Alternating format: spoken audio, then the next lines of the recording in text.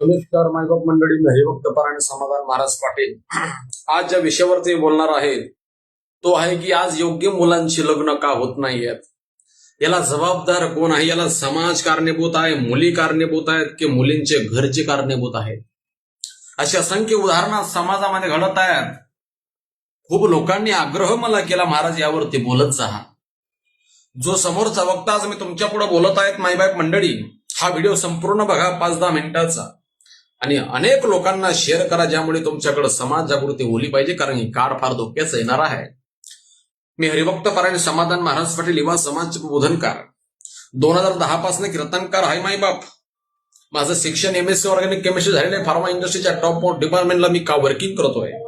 Quality management सिस्टमला 7 वर्षीय हरिभक्त पारायण समाधान महाराजांनी टीचिंग केलेली आहे. फिजिक्स, केमिस्ट्री, बायोलॉजी आणि मॅथमॅटिक्स. आजही या समाधान महाराजाला पुस्तक लागत नाही. हा माझा परिचय तुम्हाला एवढ्या करत गेला की आज समाजामध्ये जागृती घडावी. चला तर विषयाचं अवांतरण विश्लेषण न करता आज मी खऱ्या मुद्द्यावरती येणार आहोत. महाराज, मी समाजामध्ये आज असंख्य उदाहरणं पाहत आहे, त्यात मी देखील आहे. मायबाप मंडळी, 35,000 रुपये पर महिना पगार आहे. Original MSc organic chemistry. आजही मला पुस्तक लागत नाही. आज B.Pharm MSc वाल्यांना मी ट्रेनिंग देतो, सेशन देतो. टेक्निकल एज्युकेशन काय असतं.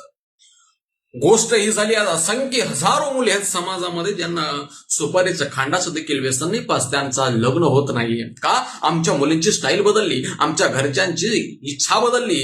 आज समाजात लोकांचा आउटलुक बदललेला आहे महाराज. विचारसरणी दूर झाली.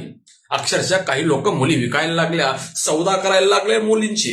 कोण म्हणतात 3 लाख रुपये द्या, आमच्याकडे पैसे नाही तर मुलीचं लग्न करतो. मुलींना आता निर्व्यसनी मुलगा, चारित्र्यावान मुलगा, कर्तबदारी मुलगा, चारित्र्यावर जगणारा मुलगा, शिस्तप्रिय मुलगा अजिबात त्यांना नको. त्यांना फंटी पुंटी संटी व्यसनातील मुलगा हवा झालेला आहे. त्यांना संसार म्हणजे मजाक वाटते. का? 1-2 वर्ष थांबायचं, नाही पटलं दुसरा पुन्हा करायचा. संसार असा चालत नाही मायबाप. संसार हे जन्म मृत्यूचं गठबंधन असतं. याला आपल्याकडे 16 संस्कार हिंदू धर्मामध्ये, त्याच्यामध्ये हा एक संस्कार आहे. त्या संस्काराला आज लोकांनी मजाक बनवून ठेवलेला आहे. अहो, ज्या मुलाचा आज वय वर्ष 28 आहे, 29 आहे, त्याच्याकडनं तुम्ही एवढी इच्छा व्यक्त करता की त्यांना बाहेर एखादा फ्लॅट त्याचा असावा, त्याची बंगला असावा, त्याची गाडी असावी, त्याच्याकडे सगळं सेट असावं. अहो, त्याचं शिक्षण 25 वर्षापर्यंत झालं तर 4 वर्षात तो एवढं करून टाकेल. हराम करू तुमची हयाती गेली तर तुमच्याकडनं एवढं झालं नाही.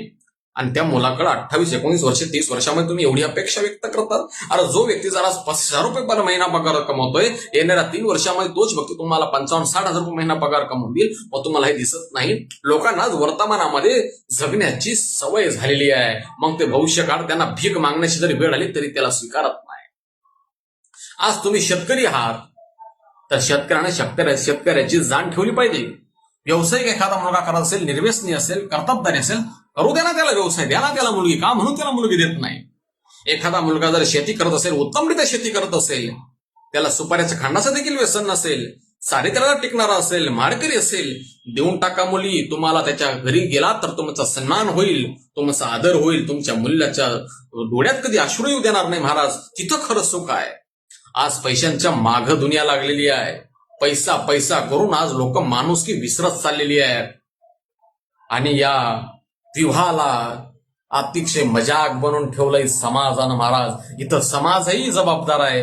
मुलींची मानसिकता तर फार खलास झालेली आहे.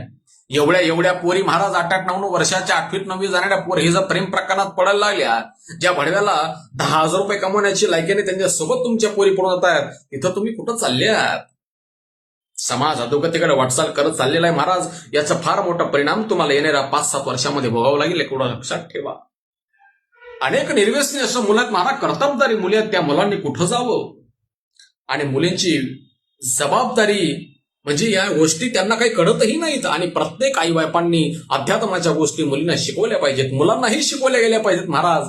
अध्यात्मामध्ये तुम्हाला जीवन जगण्याची कला मिळते महाराज. मी कोण आहे, कशा करता आलोय, माझं जीवन कसं चाललं पाहिजे, पाप काय असतं, पुण्य काय असतं, संसार कसा असतो, जोडीदार कसा असावा जीवनामध्ये, याचं उत्तमरित्या तुम्हाला शिकवून त्या ठिकाणी अध्यात्मामध्ये मिळते महाराज.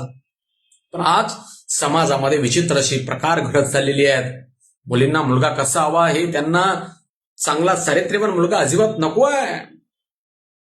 कारण त्यांना संसाराची परिभाषा कळालेली नाहीये. माईबापांनी आज सौदा करणं चालू करून दिलंय. 5-6 वर्षामध्ये महाराज चित्र एवढं भयंकर होऊन जाईल. कारण प्रत्येक गोष्टीचा अंत होत असतो महाराज. अति झालंय आता अति. मुली कमी तासाचा प्रकार नाही महाराज. अहो 12-12, 14-14 वर्षाची मुलगी आज प्रेम प्रकारामध्ये पडत आहे महाराज. तिला अध्यात्माची गरज आहे, तिला तिचं शिक्षणाकडे लक्ष नाही. आज ती प्रेम प्रकारामध्ये पळायला लागली. आमच्या पोरींच्या हातामध्ये मोबाईल आला आणि त्या मोबाईलमध्ये आमच्या पोरींची मानसिकता खलास झाली, मुलांची मानसिकता खलास झाली. आणि आज सगळे मुलं आणि मुली आज महाराज यांची वैचारिक पातळी खालावलेली आहे. अक्षरशः जनावरं झाली ही. यांचं देह जरी माणसाचं असलं तरी हे जनावरं झाली, कारण यांना पाप पुण्याचा फरक कळत नाही, याला संसार कळत नाही. महाराज काम वासना भागवण्याकरता महाराज अतिशय माणूस खालच्या पातळ्या गेलेले आहे. आणि म्हणून एकच सांगायचं आहे महाराज, तुमच्या घरात जर मुलगी असेल तर तुमची मुलगी कुठेही द्या, फक्त मुलग्याच्या गळ्यामध्ये मान असावी, कर्तबदारी असेल, निर्व्यसनी असेल, चारित्र्यवान असेल, घर चांगलं असेल. 2 पैसा इकडं काय 2 पैसा तिकडं काय, तिथं जर तुम्ही मुली दिल्या, पांडुरंगाची शपथ घेऊन सांगतो तुमच्या मुलीचा संसार सुखाचा झाल्याशिवाय राहणार नाही दादा. तिथं खरं सुख आहे. आम्ही अतिशय श्रीमंती पाहून मुली देऊन टाकतो, पण मुलाची कर्तबदारी पाहत नाही.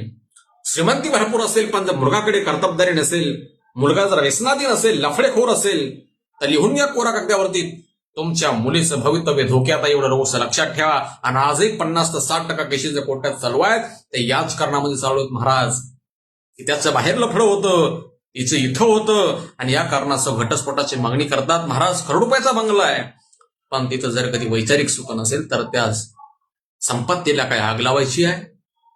मुलगी देताना एकच काळजी घ्या दादा, मुलगा चांगला असेल, कर्तबदार असेल, चारित्र्यवान असेल. अहो तुम्ही वर्तमान नका पाहू. आज तुम्ही शेतकरी आहात, तुम्हाला छोटंसं उदाहरण मी देतो. तुम्ही आज जर कापूस लावला, आज जर हरभरे लावले, आज जर मका पेरला, आज जर बाजरी पेरली, तर तुम्ही वर्तमान पाहून शेतीमध्ये शेतात जातायत की भविष्य पाहून जातायत? भविष्य पाहून ना. तुम्हाला माहिती, जर मी आज शेतामध्ये राबलो, आज जर मी बीजारोपण केलं शेतीमध्ये या मातीमध्ये, तर येणारा काळ माझा आहे आणि हीच जमीन मला 2 ते 3 लाख रुपयाचे उत्पादन देणार. का? तुम्ही भविष्य काळ पाहून शेतामध्ये राबताय, मग तुम्ही तिथं वर्तमानाचा विचार करता का हो? नाही ना. एवढं तरी डोकं वापरा. भगवंतानं तुम्हाला डोकं दिलेलं आहे. जो मुलगा जरा 35,000 रुपये महिना कमवतोय, तर येणाऱ्या 3 वर्षात तो मुलगा 60,000 रुपये महिना कमविल. ज्यानं शून्यातून विश्व निर्माण केला, अशा मुलांना जर तुम्ही मुली दिल्या, तर पांडुरंगाची शपथ घेऊन सांगतो महाराज, असे मुलं तुमचा आदरही करतील, तुमच्याबद्दल दयाभावही राहील, आणि तुमच्या मुलीला कधी दुःख प्राप्त होणार नाही महाराज. कारण गरीबाकडे जो आदरभाव असतो तो पैशावाल्याकडे नसतो दादा. अशी हजारो उदाहरणं समाजामध्ये घडत आहेत महाराज. मी अनेक ठिकाणी कीर्तनाला गेलो, त्या ठिकाणी असे बरेच मुद्दे निघत असतात. वाईट वाटतं महाराज कधी कधी मनाला, समाज कुठं चाललेला आहे. दारुड्या पोरांची लग्न करणार, देवडी पोरांची लग्न करणार, व्यसनी पोरांची लग्न करणार, लफडेखोर पोरांची लग्न करणार, पण चांगल्या पोरांची आज लग्न करत नाहीत समाज. समाजाने या गोष्टीकडे लक्ष दिलं पाहिजे महाराज. येथे येणारा काळ फार धोक्याचा आहे. जास्त काही बोलत नाही दादा, बोलण्यासारखं खूप काय असतं, पण कुठंतरी मनावरती नियंत्रण ठेवावं लागतं, वाणीवरती नियंत्रण ठेवावं लागतं. आशा करतो याच्यातून काहीतरी बोध घेणार आणि समाजामध्ये परिवर्तन करण्याचा प्रयत्न करणार. प्रत्येकानं आपल्या घरापासून सुरुवात करायची परिवर्तनाची. नक्कीच परिवर्तन झाल्याशिवाय राहणार नाही दादा. कारण परिवर्तन डायरेक्ट समाजामध्ये नाही होऊ शकत. प्रत्येकानं जर स्वतःच्या मनाला लावून घेतलं तर नक्कीच परिवर्तन होतं दादा. आज्ञा घेतो. काळ धोक्याचा आहे, सावध व्हा महाराज. रामकृष्ण हरी.